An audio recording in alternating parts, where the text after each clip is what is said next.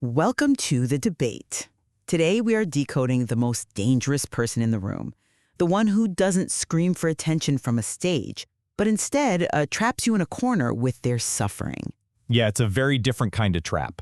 Exactly. We are looking deep into the clinical and neurobiological evidence surrounding covert or vulnerable narcissism. The psychological literature has historically focused really heavily on the grandiose narcissist. Right, the arrogant, extroverted, socially dominant character. Exactly, the one everyone thinks of. But the sources we are analyzing today point to a far more insidious presentation. So my position is that covert narcissism is a highly calculated predatory manipulation. It is an architecture of control where the individual uses a shy, depressed, or victimized persona to extract power and, frankly, dominate those around them. I come at it from a different way. While the behavior is profoundly destructive, I think that conclusion completely misdiagnoses the engine driving it. But that ignores the strategy behind it. Well, they are not masterminds playing 3D chess.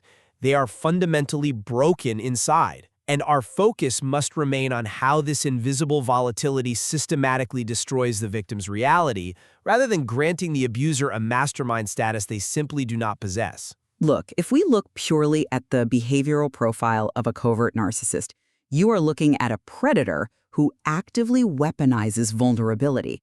The clinical research refers to the mask model of narcissism. Their outward presentation hides their true internal state, which is that their self-esteem is entirely contingent. It depends completely on extracting resources from the environment. Because they lack the social boldness of a grandiose narcissist, they've adapted. But mask implies a level of conscious deception that I don't think the literature fully supports. It is conscious enough to work systematically. They utilize what counselors call a storefront defense. The storefront looks humble, it looks fragile, it might even look socially anxious, but the business being conducted in the back room is the systematic extraction of attention and compliance. There is no business in the back room. Let me give you an example. They will claim their colleagues are unfairly critical of their work, completely ignoring all the positive feedback they actually receive. They do this solely to force you, the listener, into a position of comforting and validating them. Wait, look at how they use pity in that moment. That's not depression, that's weaponized guilt. It is a tactical maneuver, right? It's designed to make you lower your boundaries so they can artificially fill themselves with the attention they feel entitled to. The danger here isn't in the calculation, because viewing them as calculating gives them entirely too much credit for self-awareness. You mentioned a storefront with a business in the back. As I said, there is no business in the back room. The back room is on fire. On fire? Yes. The true danger lies in the chaotic emotional toll it takes on the victim, which is generated by the narcissist's deep-seated, fearful, avoidant attachment. These are individuals who grew up in environments of unpredictable caregiving, perhaps receiving intermittent abuse mixed with conditional praise. Which creates a convenient excuse for their constant demands. No, it creates an incredibly unstable emotional environment. They have a completely disorganized internal working model of love. They crave intimacy, but they are terrified of rejection. The literature shows they experience extreme highs when praised and deep, devastating lows when faced with even the mildest constructive feedback. And the partner pays the price. Always. This is exactly what trips victims up. The victim sees the genuine distress, the genuine fragility, and tries to love them through it. But because the narcissist's self-worth fluctuates so violently, the victim is forced into a permanent state of walking on eggshells. Because they're being controlled? Because the abuser is drowning. In their panic, they are pulling their partner underwater with them to stay afloat. The destruction of the victim's reality is a byproduct of the narcissist's literal inability to self-regulate. I'm not convinced by that line of reasoning, because viewing them as merely desperate or drowning completely ignores the tactical utility of the drain. It is like a psychological vampire. The weakness is the fang. A vampire? Yes, when we look at their chronic self-pity, we have to look at what it actually achieves. By constantly seeking validation and portraying themselves as the perpetual victim of circumstances, They completely monopolize the relationship's resources. They demand that their partner become a full-time emotional regulator. I'm sorry, but I just don't buy that. Let me tell you why. Let me just finish this thought. If it were simply a matter of emotional dysregulation, we would see them occasionally take accountability or seek to heal that dysregulation. Instead, we see them fiercely protect their victim status. You call it a fang, like it's a weapon they've sharpened on purpose to drain someone. It's not. It's a frantic survival mechanism. You are attributing a level of conscious predatory strategy to something that the research shows is fundamentally an implicit structural deficit in the self. A deficit that conveniently serves their ego. Look at the incidental learning tasks cited in the literature, where researchers used surprise recall of self-referential adjectives. Individuals scoring high in covert narcissism implicitly recalled a massive amount of negative adjectives about themselves. They possess active negative self-schema. They deeply, implicitly believe they are worthless. And so they make that worthlessness everyone else's problem. Exactly, but because of a structural failure. They use others as what psychologists call a self-object. To break that down simply, because they failed to build their own internal emotional anchor as children, they literally use their partner as an external hard drive for their self-esteem. Right, extracting resources. They cannot soothe themselves, so they force the partner to perform that psychological function for them. The tragedy is that in using the partner as a mirror, to reflect back an acceptable image of themselves, they slowly erode the partner's sanity. The narcissist projects their own shame and feelings of worthlessness onto the partner. Which is incredibly abusive. It is, but this isn't Machiavellian. It's a desperate, disorganized attempt to keep their own fragmented psyche from falling apart. But if this is just a tragic, disorganized defense mechanism, how do you explain the sheer aggression we see on a neurological level? Let's look at the hard neurobiological data, because the brain scans tell a story of hypersensitivity that results in highly calculated retaliation. Take the fMRI data from the cyberball social exclusion studies. Right, the ball-tossing game. Right. Participants play a virtual ball-tossing game while in a brain scanner, and eventually the researchers exclude them from the game. When covert narcissists are excluded, their brains light up in very specific, alarming ways. The dorsal anterior cingulate cortex, the DACC, along with the anterior insula, shows extreme hyperreactivity. This is the brain's social pain matrix. It is basically the alarm system for rejection. Now, you might say, look, they are in pain. They are victims. But look at what happens next. The noise blast retaliation. Exactly. In subsequent studies, these individuals are given the opportunity to punish the people who excluded them by blasting them with aversive, deafening noise. The narcissist who had the highest DACC activation retaliated with severe, calculated aggression. Well, They did not just cry in a corner. They went on the offensive. When they feel slighted, which is constantly, their internal alarm system triggers retaliatory hostility. They use their perceived victimhood as a justification to punish others. That's a compelling argument, but have you considered what that actually looks like outside of a lab? To put this in a real-world context, think about the coworker who intentionally forgets to CC you on a crucial email because you politely corrected a typo of theirs yesterday.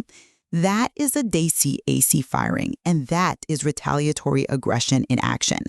The pain they feel might be real, but it is instantly transmuted into a weapon.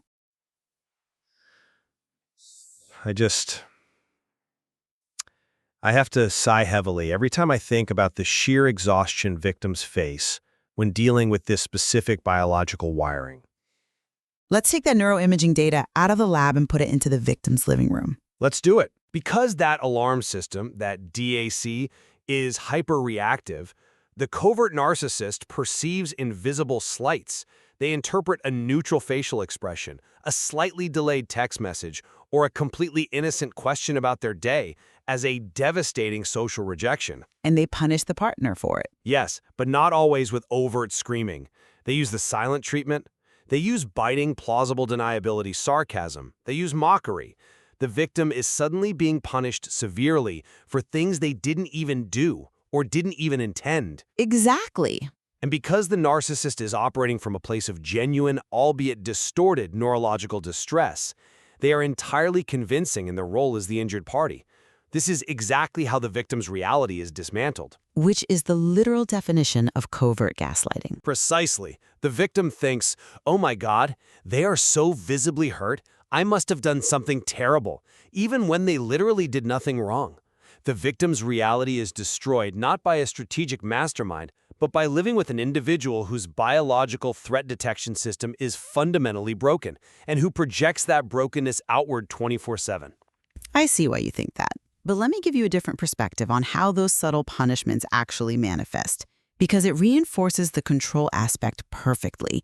The literature specifically highlights passive aggression and what we now call weaponized incompetence. Right.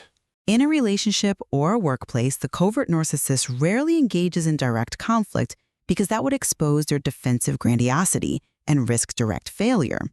Instead, they agree to projects, they agree to household responsibilities, but they subtly undermine the entire effort. Well, they agree just to avoid the immediate criticism. And then they intentionally miss deadlines. They contribute minimal, sloppy work. They do the dishes so poorly that you eventually just stop asking them to do the dishes. And when they are finally confronted about it, they retreat immediately into the victim role. I'm so overwhelmed. Exactly. Why are you always attacking me? I can never do anything right for you. This isn't just a trauma response or a broken alarm system. It is passive-aggressive control designed to punish the partner without ever having to take accountability. But It allows them to maintain absolute dominance in the dynamic. They dictate the pace, they dictate the emotional weather of the house, and they ensure that the partner is constantly overcompensating for their deliberate shortcomings. It is a highly effective, low-risk strategy for maintaining power. And this is exactly how they trap the victim in a psychological prison, because the narcissist never uses direct aggression, because they never throw a punch or scream insults. The victim has no tangible proof of the abuse. Zero proof. When the narcissist uses weaponized incompetence and passive aggression, and then immediately pivots to crying and playing the victim, it creates an impenetrable fog. Think about it.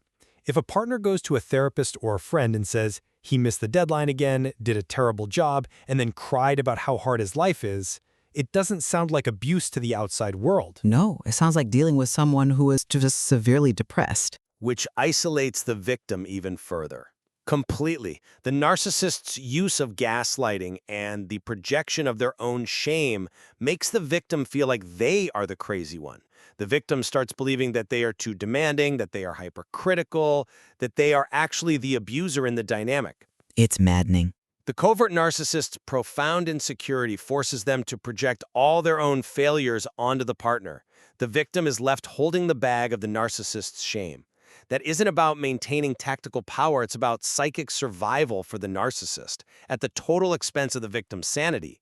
The victim is fighting a ghost, an abuser who claims to be bleeding out while subtly holding the knife. The knife is still in their hand, regardless of whether they are crying about the blood. We cannot excuse the behavior by focusing solely on their psychic survival. Let's look at the broader clinical implications mentioned in the text. Okay. The diagnostic landscape of narcissistic personality disorder often misses this covert presentation precisely because clinicians and partners alike are looking for the thick-skinned, grandiose, arrogant individual.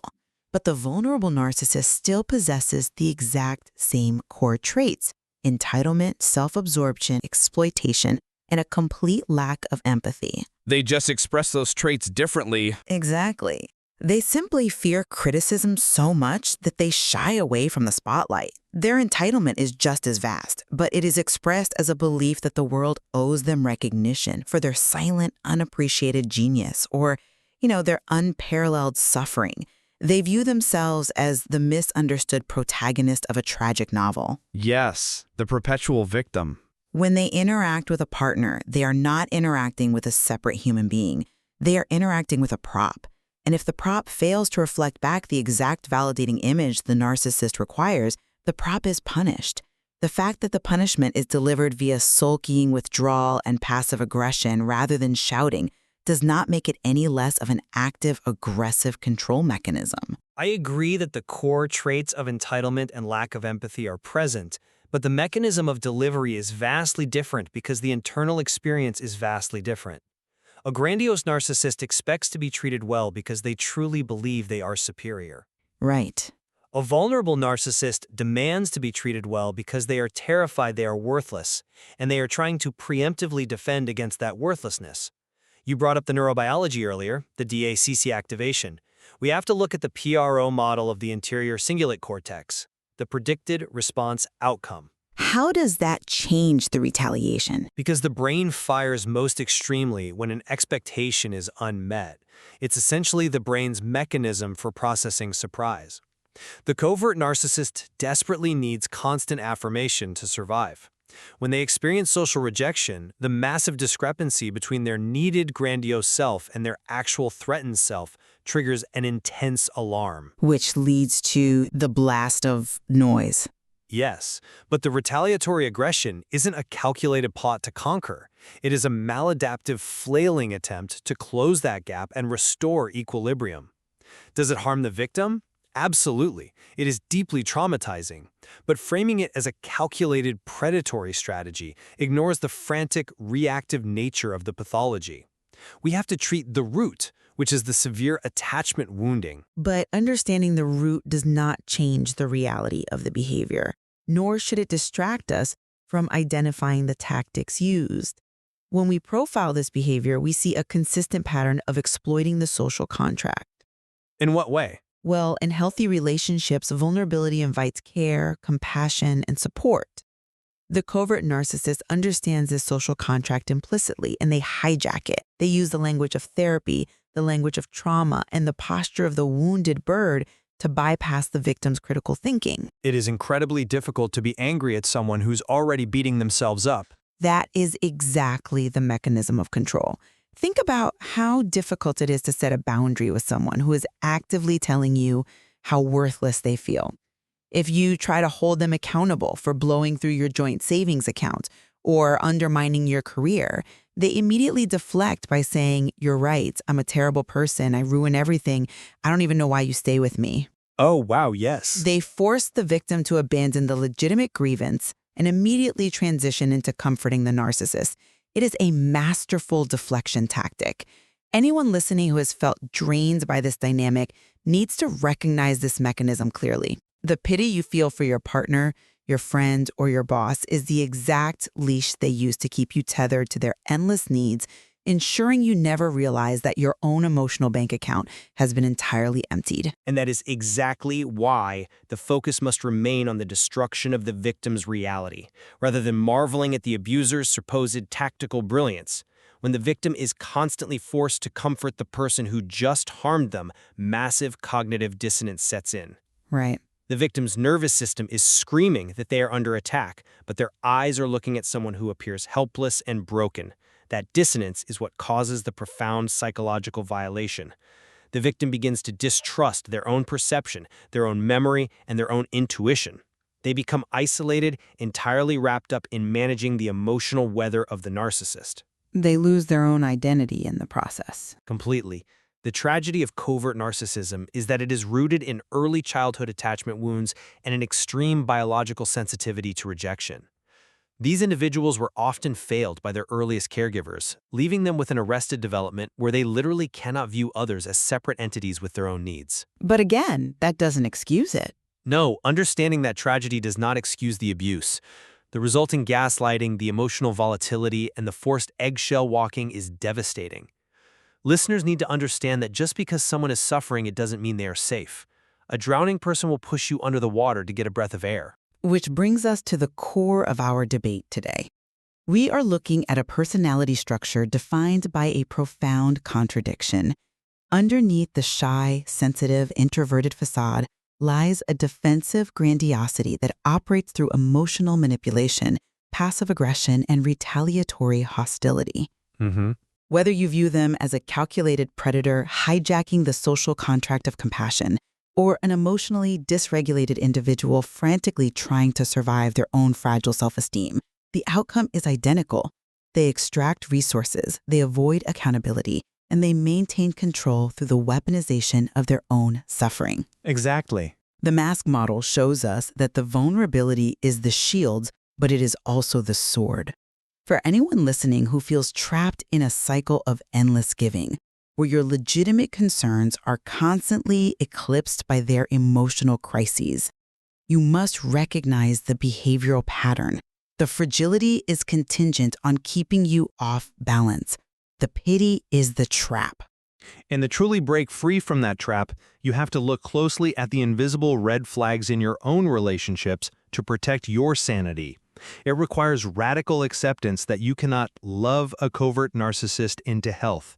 You cannot provide enough reassurance, enough validation, or enough perfectly calibrated responses to heal their deep-seated, fearful avoidant attachment wounds or silence that hyper-reactive alarm system in their brain. It's a bottomless pit. Their negative self-beliefs are too deeply ingrained. The tragic reality of the covert narcissist, whether you see them as a mastermind or an emotionally dysregulated abuser, is that their internal chaos requires an external host.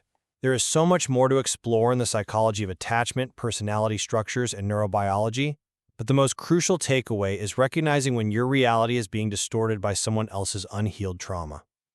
Ultimately, we are left navigating the murky waters of a pathology that defies our standard expectations of abuse. There are no obvious bruises, no grand declarations of superiority, no booming demands for compliance. There is only the quiet, suffocating weight of someone else's endless needs. Yeah. As we close today, consider the most dangerous person in the room. They aren't the one standing on the table shouting for your attention. They are the one sitting quietly in the corner, demanding you hand over your reality just to prove you care.